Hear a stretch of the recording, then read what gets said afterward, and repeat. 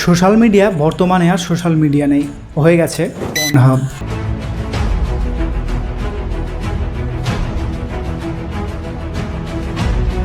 হ্যাঁ, কথাটা শুনতে যতটা খারাপ লাগছে ততটাই কথাটা সত্যি।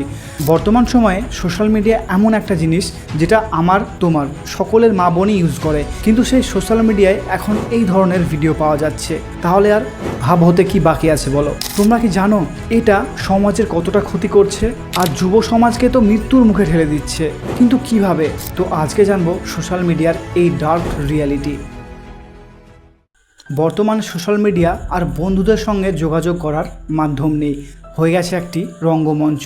এখানে প্রতিদিন অস্পষ্ট ভিডিও এবং অর্ধনগ্ন ভিডিও কোটি কোটি মানুষের কাছে পৌঁছে যাচ্ছে। কিন্তু কেন?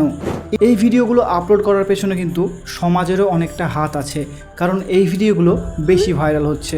ভাইরালটা কেন হচ্ছে? কারণ মানুষ এই ভিডিওগুলোকে দেখতে বেশি পছন্দ করছে।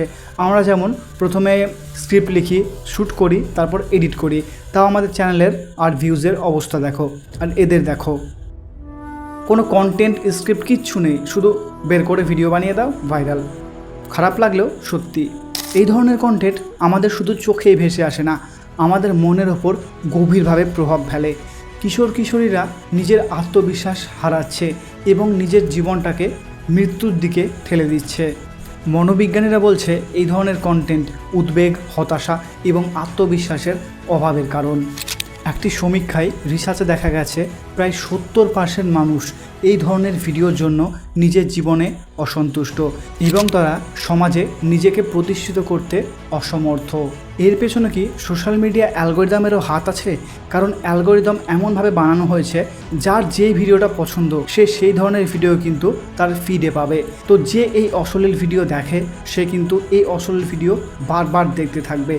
এটা কিন্তু অ্যালগরিদম করে থাকে। তো সোশ্যাল মিডিয়া আমাদের জীবনের একটা অংশ।